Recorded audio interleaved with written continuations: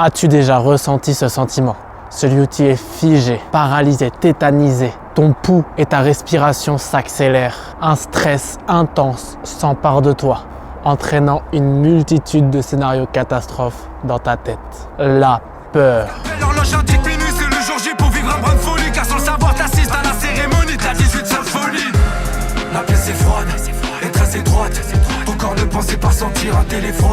Tu connais ces voix, ça fait des années, des mois que les vestiges d'armée des rois sont meilleurs des réals. Je ne pense pas me tromper en affirmant que oui. Ce sentiment est un incontournable de la vie. Même si tu cherches à l'éviter à tout prix, il finira par te rattraper. Je prends plus la fuite, je regarde dans les yeux le truc qui me poursuit. Le petit bonhomme qui est dans ma tête met des coups de chasse à la bête sous le lit.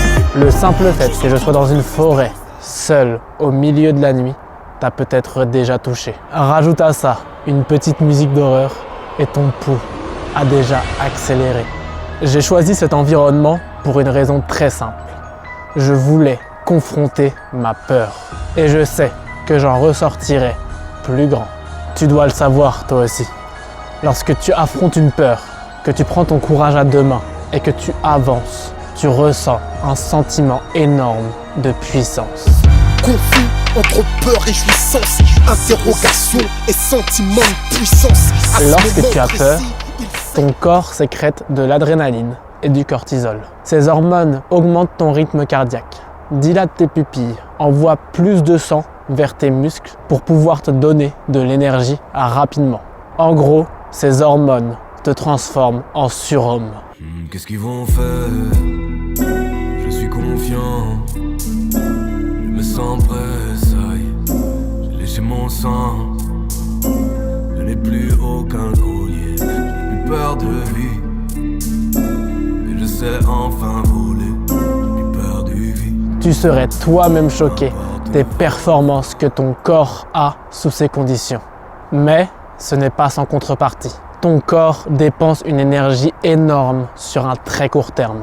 Après une période intense, tu ressentiras une grosse fatigue.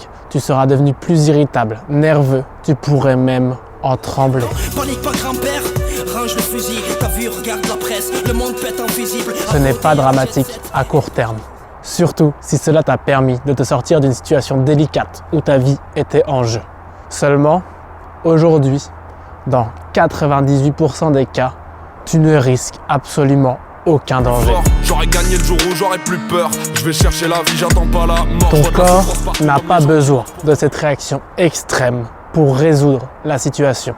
Tu as peur pour des raisons futiles. Que va-t-il penser de moi si je fais cela? Je vais louper mon examen, je vais être en retard au travail et j'en passe. J'ai peur de mal faire, grand. Et je parle plus au micro qu'aux autres, mais grâce à la technologie, je peux leur dire des vraies choses. Ces hormones sont là pour t'aider dans des situations où ta vie est en jeu. Seulement, aujourd'hui, ces situations se font rares. Et comme tu n'as jamais été réellement en danger de mort, tu perçois des choses banales comme étant mortelles. Tu imagines que rater ton concours et c'est la fin de ta vie, que dire ce que tu penses à cette personne, c'est le rejet, la solitude, la mort. Maman nous a promis que l'enfer c'est pas les autres en fait. Elle sait ce qu'elle dit, elle sait ce qu'elle dit.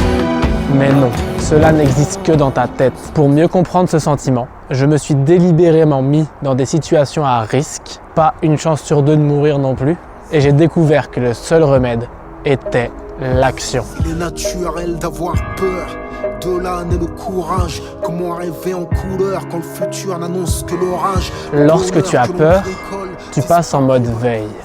Ton corps est là, mais ton esprit est parti dans d'autres dimensions parallèles, vivre tout un tas de scénarios dramatiques, même ceux qui ont 0,0001% de chance de se produire. Et c'est justement à ce scénario qui n'a que très peu de chances de se produire que tu penseras. Il en faut peu pour être dépité. Et si c'était vrai, si j'étais viré, j'éteins mon tel, marre de ces messages, dans la froideur d'un mauvais présage. Le message vient d'être supprimé. Un coup de fil, et ça tourne, tout file. Un coup de fil, et puis tous crient, je vois rouge vif, pris dans un tourbillon. Et c'est tout à fait normal. Ton cerveau agit ainsi pour te protéger. Il ne veut pas que quelque chose de mal ne t'arrive. Seulement, plus tu cèdes à la peur, plus elle gagne du terrain. Tu commences par avoir simplement peur de parler à une personne, puis tu finis par avoir peur de sortir de chez toi. C'est un cercle vicieux.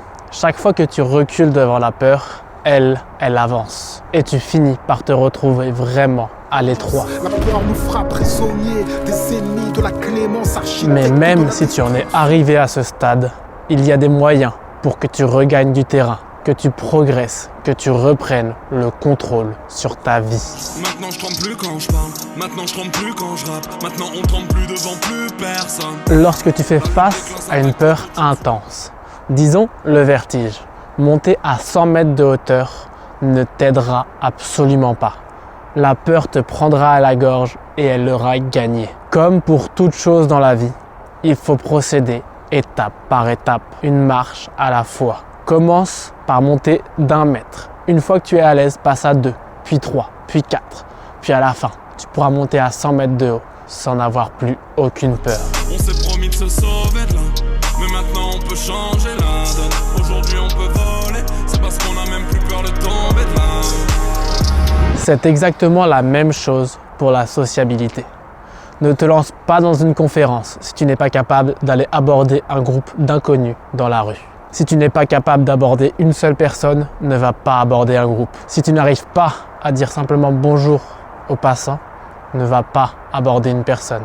Et si tu n'arrives pas à dire bonjour à ces mêmes personnes, commence par leur sourire. Eux ils sont bizarres, nous on sourit aux inconnus, toujours le regard. Les fouilles sont bizarres, j'ai trouvé de l'amour dans ces prunelles, derrière la peur dans ses yeux.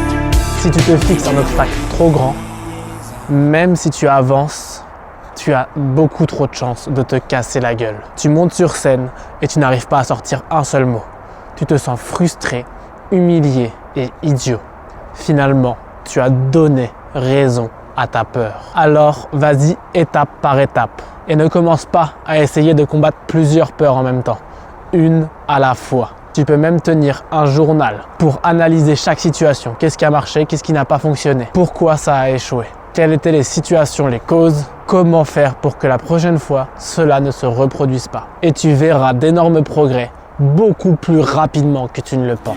J'ai plus peur du noir, j'ai plus peur des ombres. Bientôt j'ai plus peur du monstre. Bientôt j'ai plus peur du temps. Bientôt j'ai plus peur du monde. Il y a plusieurs mois, je me suis retrouvé face à un mur, littéralement. Je me suis mis devant pendant 1 heure et je me suis posé cette question. Pourquoi est-ce que je n'arrivais pas à avancer dans ma vie comme je le voulais? Je tournais cette question en boucle dans ma tête jusqu'à ce qu'une vérité me frappe. J'avais peur, mais pas n'importe quelle peur. Les peurs les plus fondamentales de l'homme.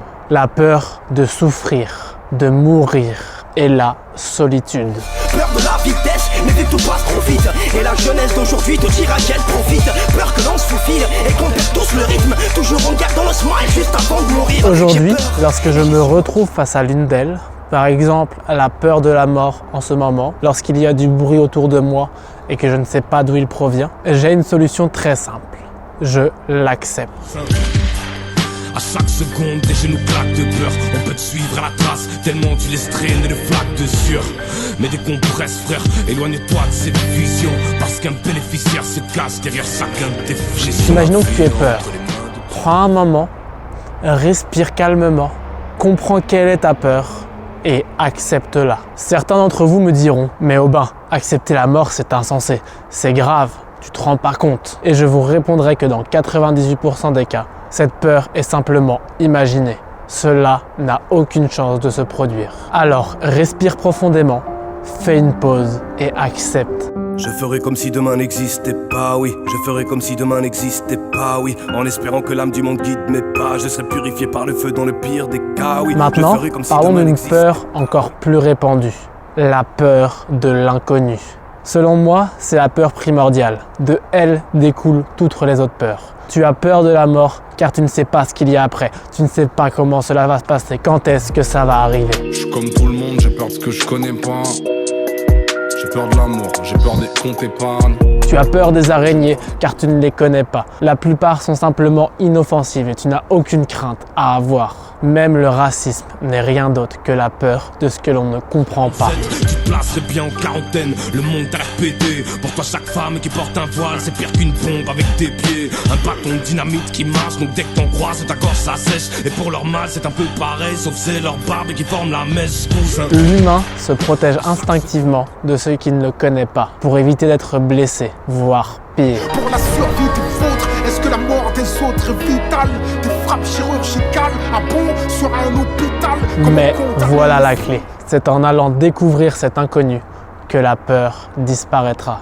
Certains disent que la connaissance est au cœur du conflit, que sans toute cette technologie et ces armes avancées, le monde se porterait bien mieux. Seulement, ce n'est pas tout à fait exact. Ce qui cause les conflits, ce n'est pas la connaissance, mais bel et bien l'ignorance. Les hommes sont déter, espérons une mort tous. Ils protègent les frontières, mais pas la planète qui les porte tous. Lorsque les gens ne se comprennent pas, ils se battent. Et si tu réfléchis bien, ce ne sont jamais les scientifiques qui déclenchent la guerre. Ce sont des gens beaucoup plus ignorants et moins cultivés. Les scientifiques veulent apprendre, veulent découvrir, veulent progresser et améliorer le monde. Lorsque les ignorants veulent le dominer. Plongé dans l'excès, noyé dans la vanité.